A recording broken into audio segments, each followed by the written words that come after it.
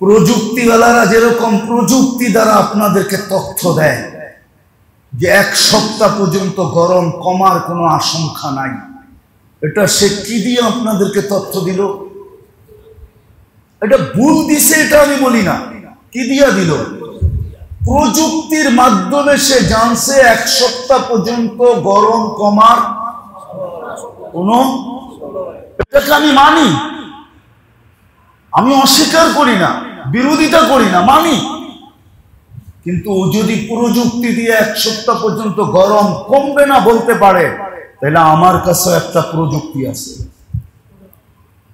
ওর প্রযুক্তির নাম হলো যন্ত্র দিয়া দেখছে, আমার প্রযুক্তির নাম হলো কোরআন দিয়া দেখতেছি আমি,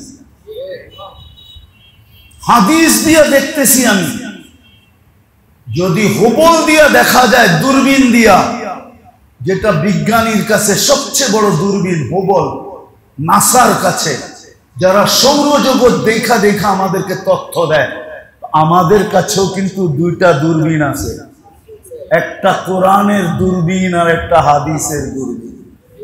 আমাদের কাছেও দুইটা প্রযুক্তি আছে, একটা কোরআনের প্রযুক্তি, একটা হাদিসের প্রযুক্তি। আপনার প্রযুক্তি যদি আপনাকে এই তথ্য দেয়, তো আমার প্রযুক্তি আমাকে তথ্য দিতেছে। অতি তাড়াতাড়ি শিখেন, দুবাই কোনোদিন ভাবে নাই, জন্মলগ্ন থেকে নিয়া দুবাই শুধু শুনছে আর ডোনেট করছে যে অমুক দেশে বন্যা আসছে, অমুক দেশে বন্যা আসছে, আর ডোনেট করছে। দুবাই কোনোদিন ভাবে নাই যে আমাদের এখানে বন্যা হবে। এখনো বন্যার পানিতে দুবাই পানির নিচে, ওমান পাবে না কোনোদিন বন্যা হবে। সৌদি আরবের মানুষ ফ্রিজের বরফ দেখছে, কিন্তু আকাশ থেকে পড়ন্ত বরফ কোনোদিন দেখে নাই। রমজানের ভিতরে 3 দিনে 1 সপ্তাহ অর্ধেক সৌদি আরবের মরুভূমি বরফের নিচে ঢেকা গেছে। আমাদেরকে আমাদের হুবল একটা ইঙ্গিত দেয়, কোরআনের দূরবীন আমাদেরকে বলে, হাদিসের দূরবীন আমাদেরকে বলে, কোরআনের প্রযুক্তি আমাদেরকে বলে, হাদিসের প্রযুক্তি বলে দুনিয়া শেষের দিকে চলে আসছে। এই জন্যই তোমরা যা না ভাববা ওটা আমরা হওয়ায়া দেখায়া দিব, আমরা ইঙ্গিত দিব, আওয়াজ তো দিব না, কিন্তু ইঙ্গিত দিব যে আমরা গুটাইতে শুরু করছি, এন্ডে চলে আসছি, শেষ সীমান্তের কাছে চলে আসছি। দুনিয়া অতি তাড়াতাড়ি আমরা গুছায়া ফেলবো, অতি তাড়াতাড়ি আমরা গুটায়া দিব, কিয়ামত নিয়ে আসবো, ওই ইঙ্গিত দিতেছেন। এই জন্যই উচিত তো ছিল মেরে দোস্ত, মানবেন কি মানবেন না জানি না। আপনারা কুতুবচরের এলাকার মানুষ তো এমনি কুতুব আগে বইরা নিছি, মানবেন কি মানবেন না জানি না।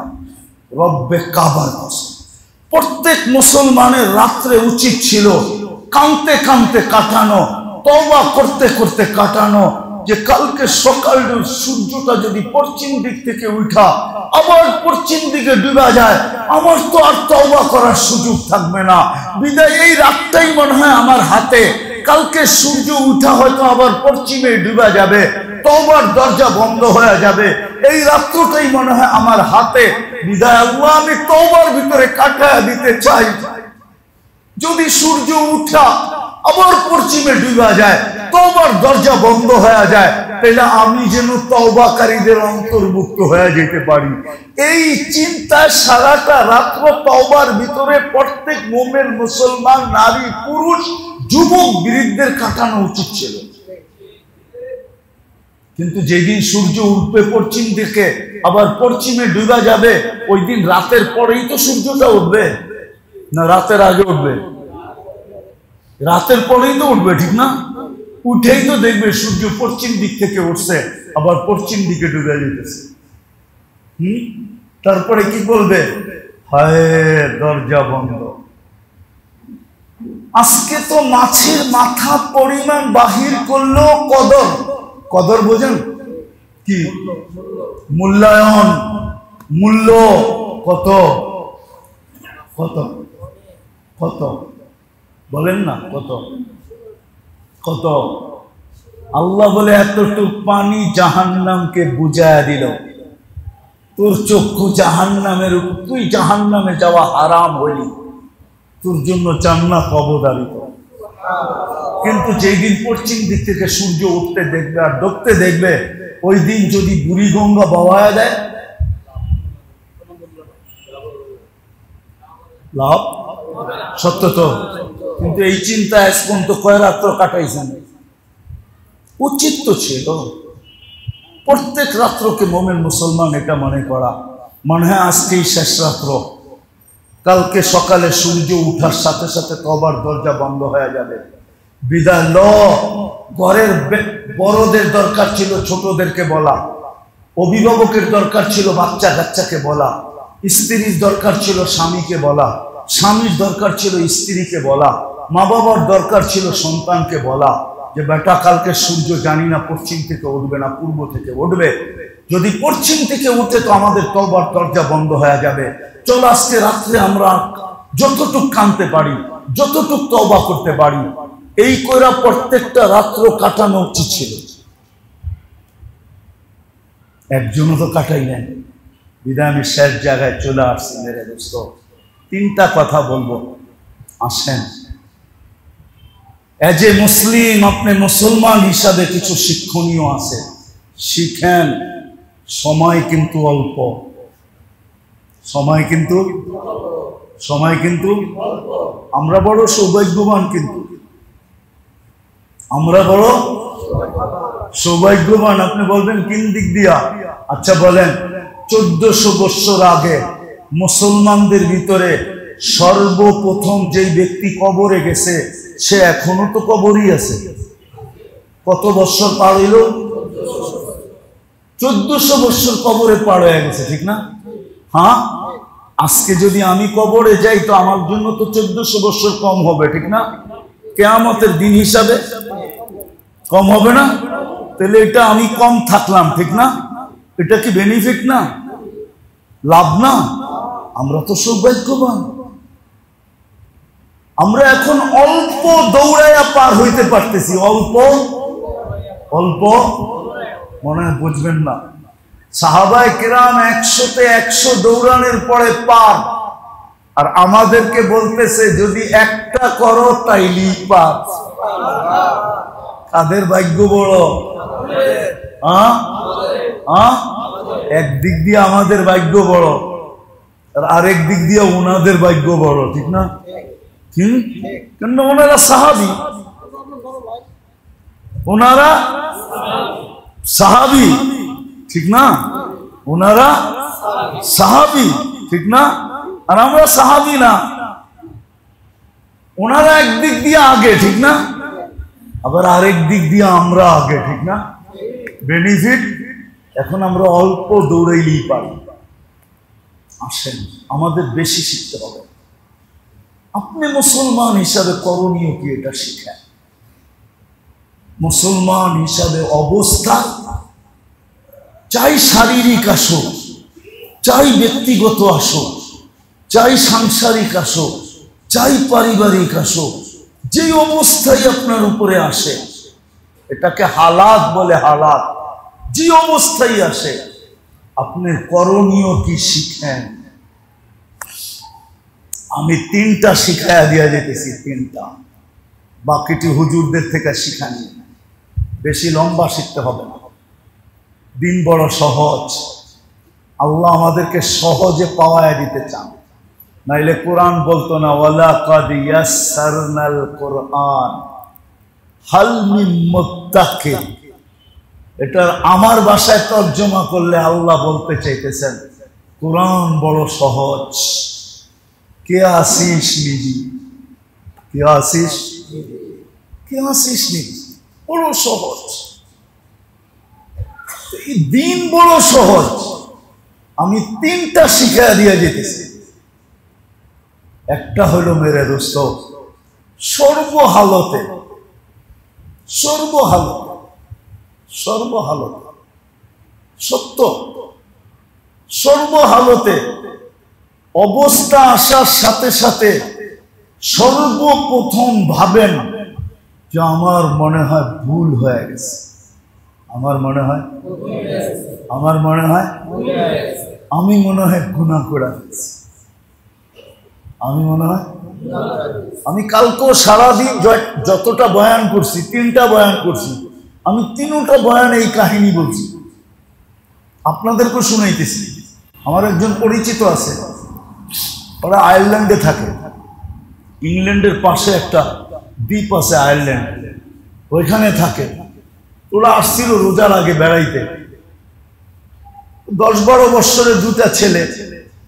আমি জিজ্ঞাসা করছিলাম, তোরা বাংলাদেশকে লাইক করো না, থাকবে না? কয় না। কেন?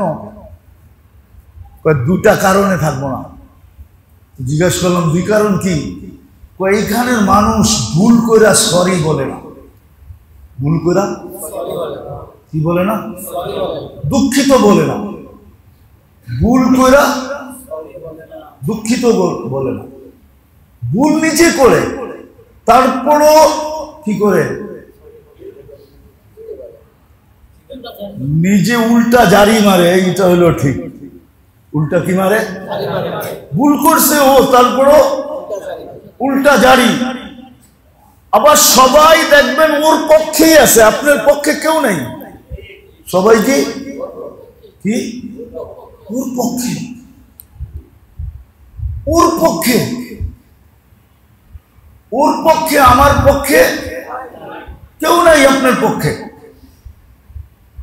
আসার সময় একটা কাহিনী আছে, কিন্তু আমি নাইমা মাইপা দেখছি যে ও যেটা বলছে এটা কোনো মতে কোনো একটা সরকারি লোককে দেখাইলো, ইঞ্চি ট্যাপ দিয়া মাইপা বলবে এটা হইতে পারে না, এটা ইম্পসিবল।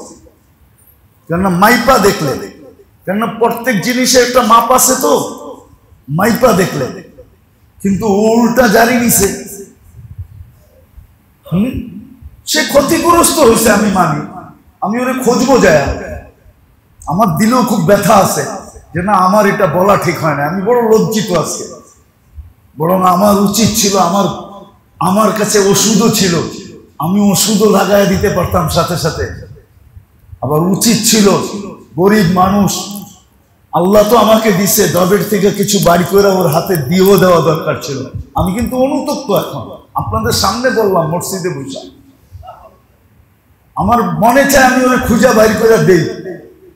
আমি আল্লাহর কাছে বড় অনুতপ্ত।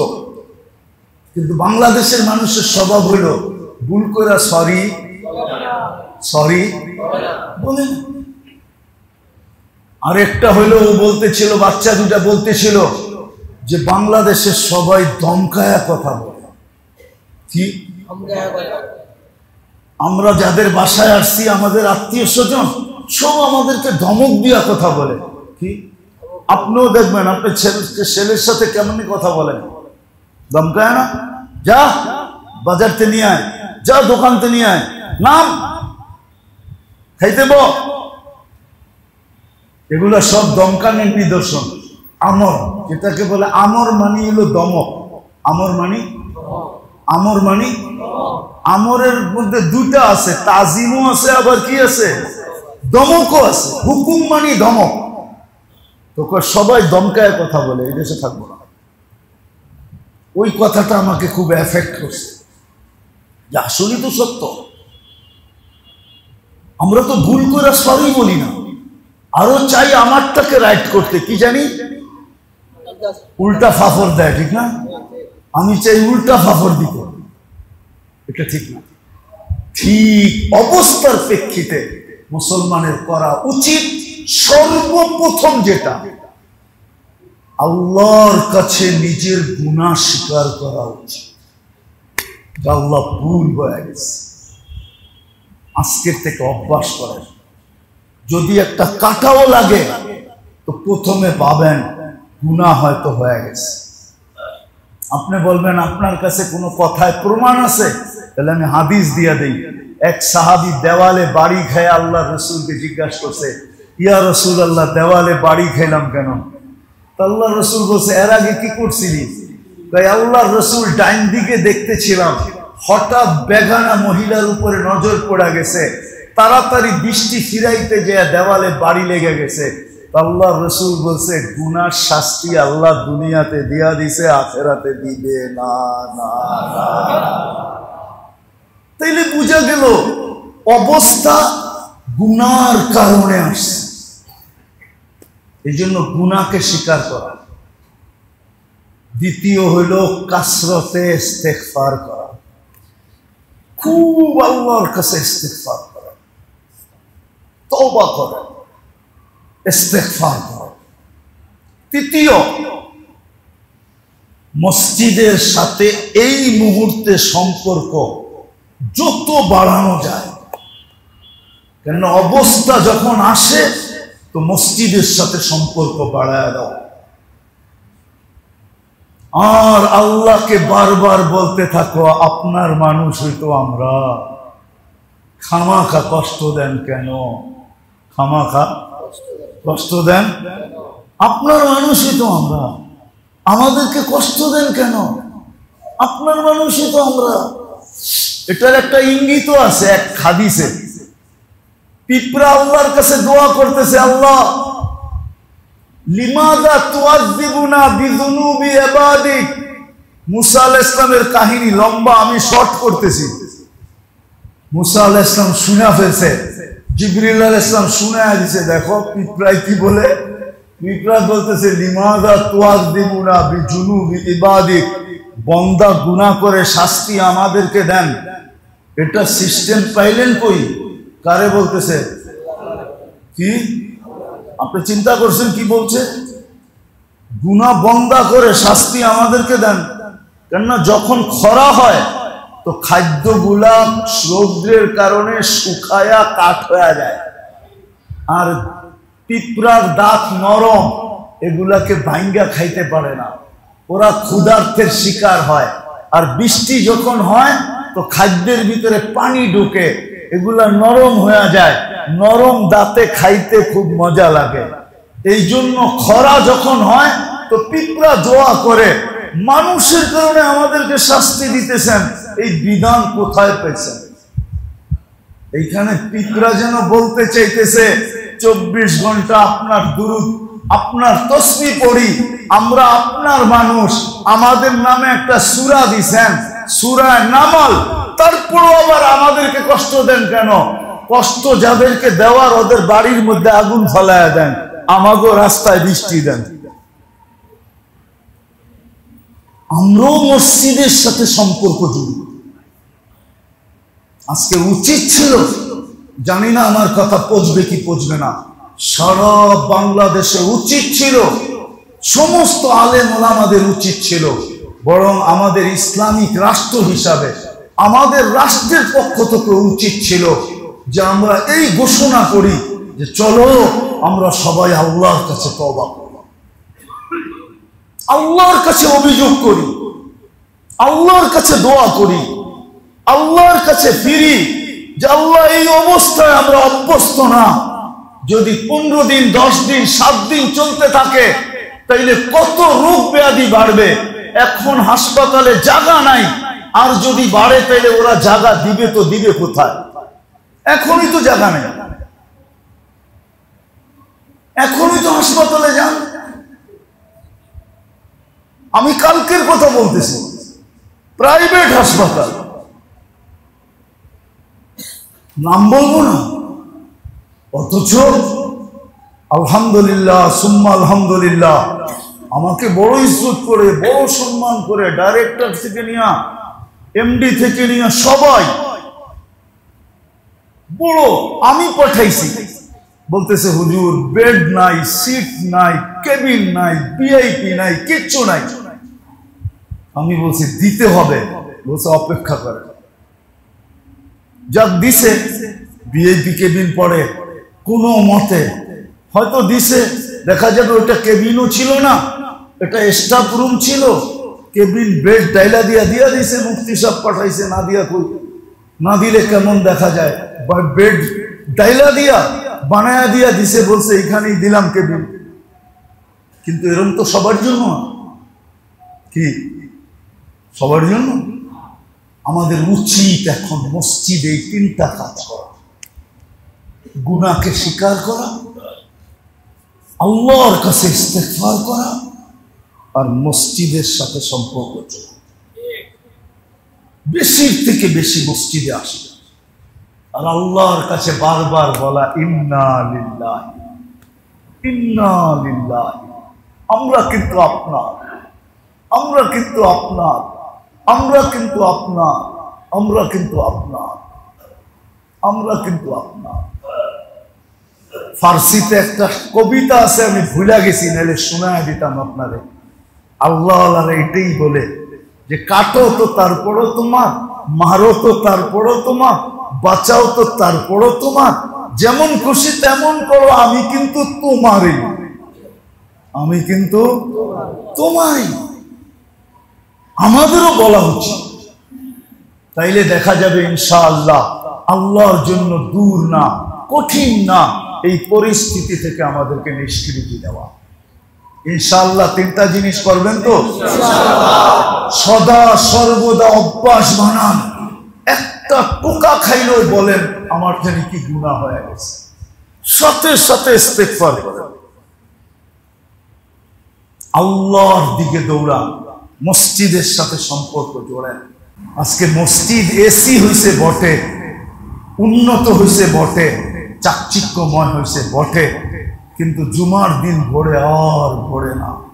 নিচতলা তো কিছু সেজদা পায়, দোতলা কি বদদোয়া করে এটা জানি না, তিনতলা কি বদদোয়া করে এটা জানি না, চতুর্থ তালা কি বদদোয়া করে জানি না, পঞ্চম তালা কি বদদোয়া করে জানি না। ও তো সপ্তাহে একবার ওর ফ্লোরে সেজদা পায়, ঠিক না? ও তো সারা মাস সারা সপ্তাহ সেজদা পায় না, সেজদা তো শুধু নিচের ফ্লোর পায়, 4 ফ্লোর তো সেজদা পায় না। ও আল্লাহকে কি বলে জানি না। ও তো অভিযোগও করতে পারে যে আল্লাহ আমি সপ্তাহে একবার সেজদা পাই, আমি এদেরকে দেখবো তো দেখবো কি করে, আপনি একটু দেখেন। এই জন্য মসজিদের সাথে সম্পর্ক জুড়ি। আল্লাহ আমাদেরকে আমল করার তৌফিক দান করেন। খুব গুনাহকে স্বীকার করি, খুব ইস্তেগফার করি, ঘরের ভিতরে মা বোনদেরকে বলি, আর মসজিদের সাথে জায়নামাজের সাথে নামাজের সাথে সম্পর্ককে বাড়ায়া দেই। আল্লাহর দিকে ফিরেন, আল্লাহর জন্য কোনো ব্যাপার না। ঘুমেরতে উঠা দেখবেন ওয়েদার ঠান্ডা ঠান্ডা হয়ে গেছে, আল্লাহ ঘুমের ভিতরে এমন ঠান্ডা করবে, হইতে পারে রাত্রে আবার স্ত্রীকে উঠায়া বলবেন যে ঠান্ডা লাগতেছে, বৃষ্টির কারণে পাতলা কম্বলটা খুলে রাখছ, একটু দেও না গায়ের উপরে দেই, পাতলা কাঁথাটা কই দেও না একটু গায়ের উপরে দেই, ঠিক না? পারে না, পারে না? হ্যাঁ, কিন্তু আমাদের ফিরতে হবে। আল্লাহ আমাদের